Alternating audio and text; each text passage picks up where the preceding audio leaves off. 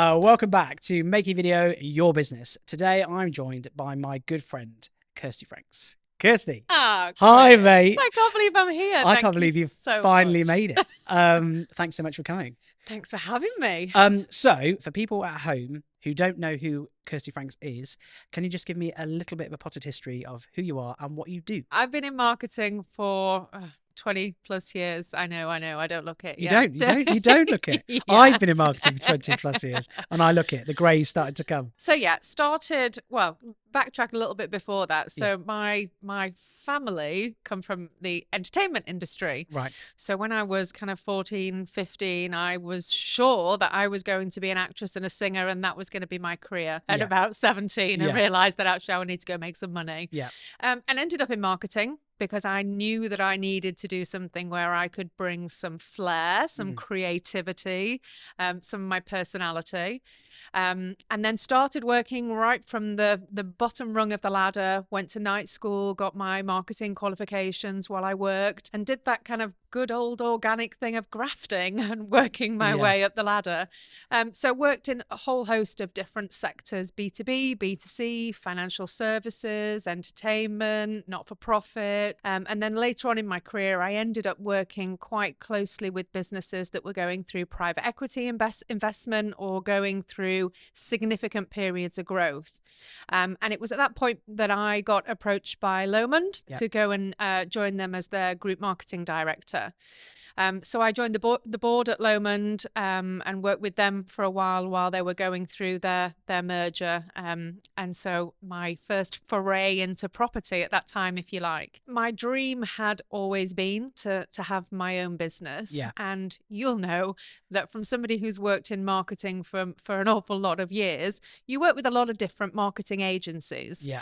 And you get sold the dream and delivered the minimum. Through my career as a marketing manager, then a head of, and then a director, you'd work with lots and lots of different agencies, and I would be frustrated thinking I could do a better. Is this it? Is this agency?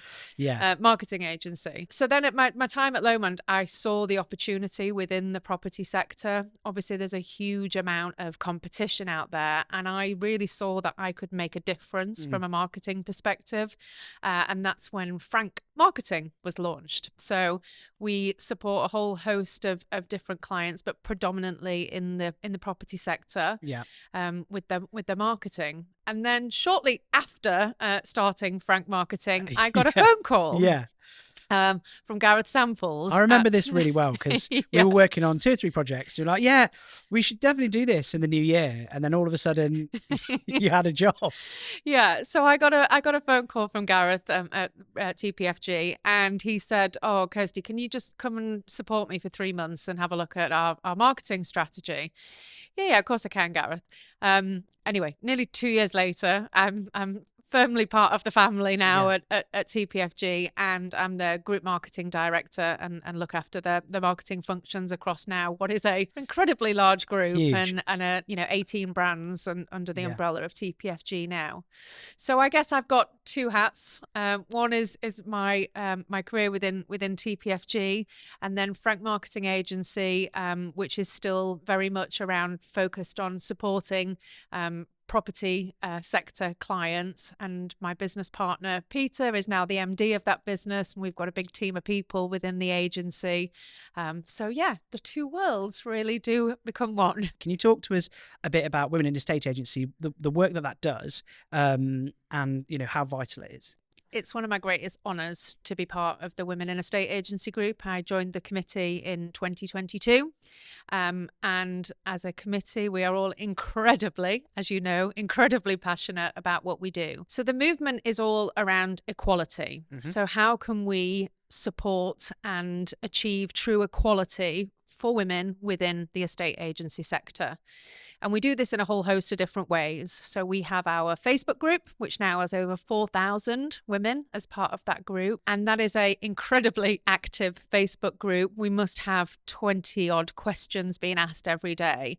But it's questions that are a real broad range of topics. So it might be, I need some support with a challenging team member I'm having, or I've got this landlord that's giving me grief and I need needs some support on how to deal with it. Or it might be a question around renters' rights, or it might be a question around mental health. It's incredibly varied. Yeah. But what is consistent is that there is always somebody there to help, somebody to listen, somebody to lend an ear, somebody to lend some support. And it's very much a safe space. People can post anonymously if they wish to do, but they know that they'll always get some support for whatever that they need or whatever question that they're asking. So in terms of the committee, we do have two male members of our committee as well, because again, this is about being inclusive, and we didn't believe that we could do a good enough job at that without having some male representation on the board. So we've got our friends Ian McKenzie from the Guild, and Simon Brown from the Esters. That sit on the board. I love those guys. They're so good. They're so good. Yeah, and you know what? It's so wonderful to watch them be as passionate as we are about the difference that this group makes. Both of them are dads to girls. Yeah. And if we can really bang that drum and share that message and help more men understand the challenges that women have and why equality is so important and why we're not quite there yet. We will be, and we've made some big strokes forward, but we're not quite there yet. We want to share our stories and we want to be heard, and everything else that we're trying to achieve is about coming together as one, not it being about segregation. So the conference, I love the conference. How good the conference is. And it's not a conference, is it? Well, you're going into year 3 now. Yeah. I think the first conference, and this is from a complete layperson, I had no idea what to expect the first time. Went down to London, we thought it was going to be a smallish event, ended up selling out. Yep. And then the audience, men and women, loads of guys there. People, very mixed. It's about inclusivity, not about one or the other. Right. And it was just such a great day. And that conference that year for me was the best conference I went to. And we go to some incredible events and whatever. And the value and the quality of the speakers, the feeling. Of course, we want people to go away and have really strong takeaways and feel like they've got value out of it and be able to network and all of those things that you want to get from an industry event. But it's very hard, and it's my job looking after their marketing, to be able to really articulate the magic that is felt in that room. Yeah. And I really, truly believe that you have to experience it to believe it. Yeah. And then we're going to go into year 3 now in March. 6th of March. 6th of March. We're filming it. Yeah, of course. So that's great news. But yes, I'm excited for that and excited to see that next phase of evolution, which is brilliant. So TPFG, one of the largest franchise groups in the country, right? You've got Frank Marketing running as well. Yep. You've got all your Women in State Agency hats as well. I hope that the Women in State Agency hat is the sparkly one from your 40th birthday. That's my favourite. You should definitely wear that. I love that hat. Right. So you've got all these hats, right? All these hats that you're wearing. How important have visuals become from a marketing perspective for people's businesses, at the low level, but also for charity and everything else? Where do you rank visuals now? My job is to make my clients stand out. And I don't believe that you can do a truly successful job of that in today's world without using video media in your marketing strategy. But you hate it. So not you hate it, right? That's not fair. But you don't hate the medium, but you're not a huge fan of this bit, right? It's probably a bit easier because it's me. Yeah, it is. Because we're mates. Because we can. Right? I'm just having a chat with my mate. Because we're mates. But this isn't my comfort zone, Chris. No. My comfort zone is sat in the wings directing this and and saying, actually, no, I want it to look like this, and I need this message to come out, and I need this visual to pop. That's what I do. I know, and I'm working with you behind the scenes on lots of things where you send me briefs and we deliver on those. Right? Yeah. But you who doesn't like doing this, have started to get to a position where you go, actually, do you know what? I have to. I've got to do this. Yeah. Why do you think that is?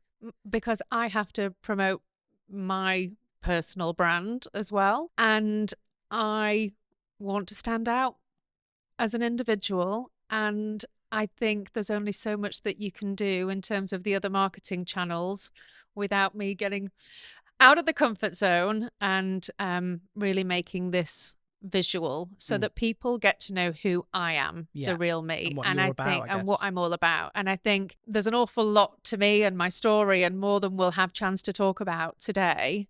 But actually, I think it's really important for me now to come out from the wings a little bit and start letting people get to know me. But that is the same for my clients as well. It's the same message. I'm just now having to practice what I preach a little bit, which is making me squirm, but we're doing it. We're fine, Chris. But you know, when I talk to estate agents, let's take TPFG as an example. What we offer for franchisees with TPFG is they get a group marketing function. So they get a whole host of marketing activities at a group level, and then we support them with their local marketing initiatives as well.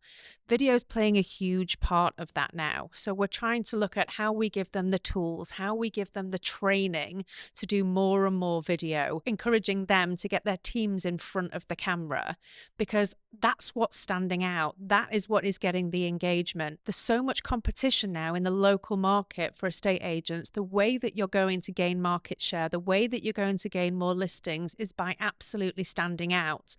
And I think gone are the traditional methods of we offer a free valuation and we're number one in our market, and then expecting that the listings just to come in. You got to think as a homeowner yourself, who are you going to choose? Well, I've just seen this estate agent doing a really fancy video and a behind the scenes of this property, and I've just seen that it's sold within 3 days of being on market. Look at how innovative they look.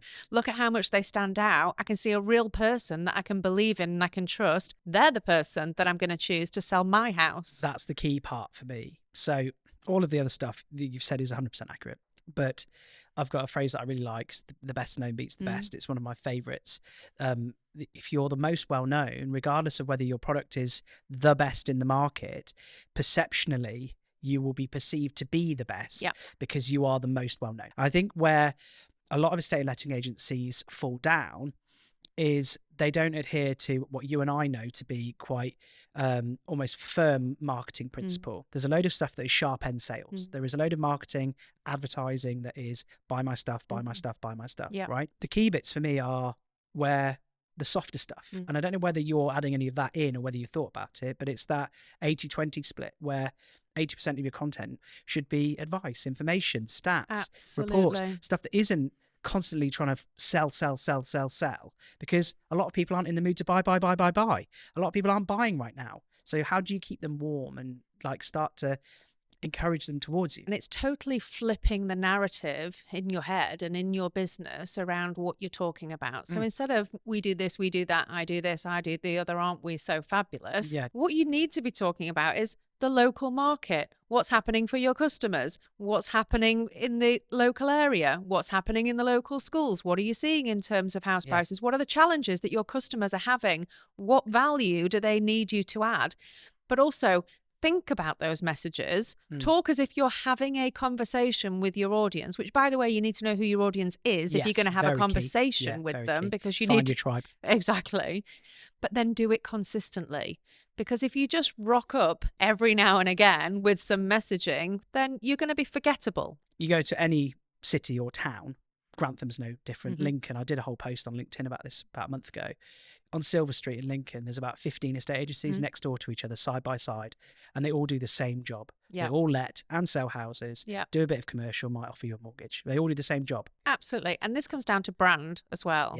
Because you'll talk brand and everyone will go, yeah, we've got a logo or we've got some brand guidelines. And I die inside a little bit, because that's not brand, that's branding. I mean, yes, your branding has to be consistent across everything you're doing, but does everybody in your organization and in your branch know exactly who you are, what you stand for, how you communicate, what you expect in terms of service levels, how you want your customers to feel at every point that they have any kind of interaction with you?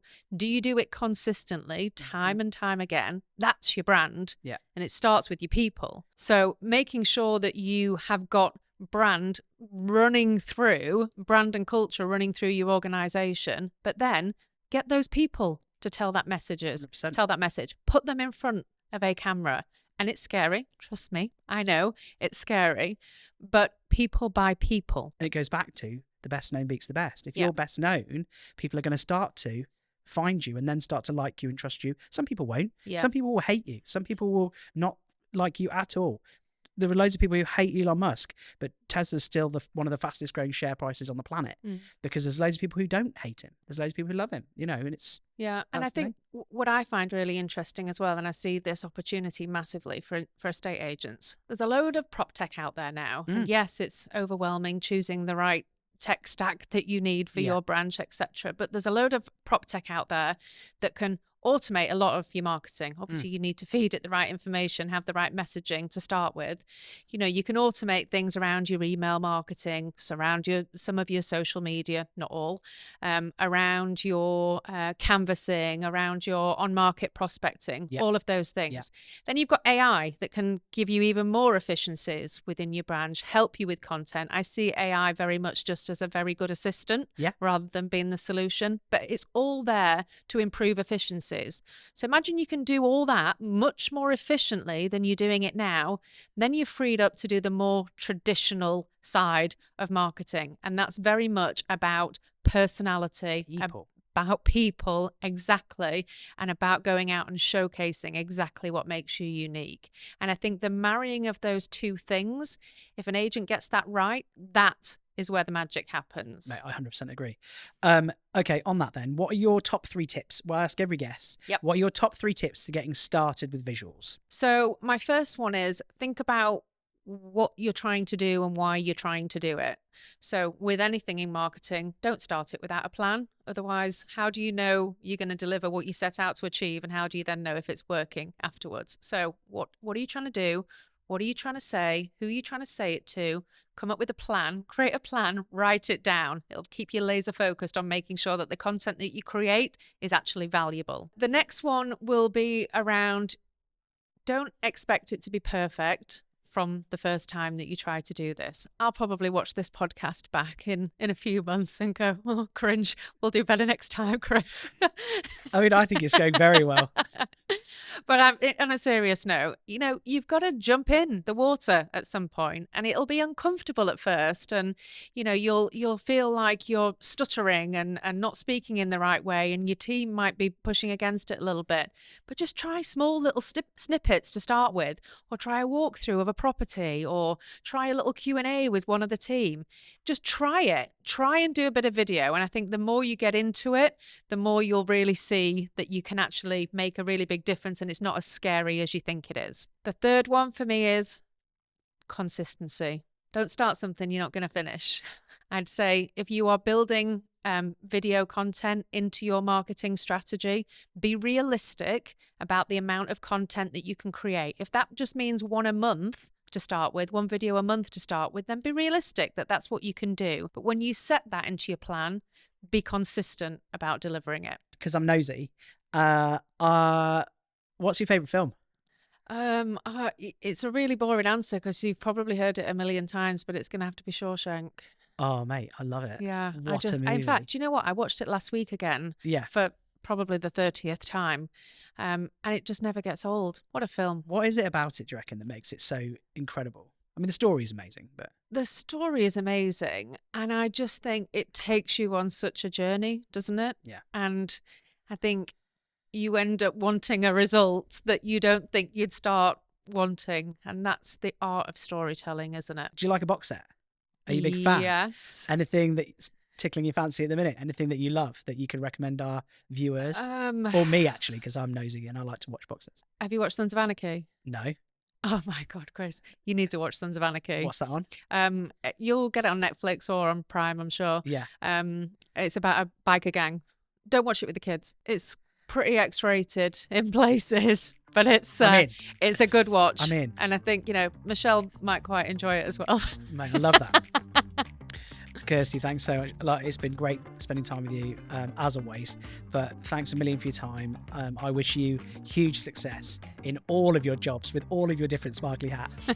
I love you, and see you next time. Cheers, guys. Thanks, mate.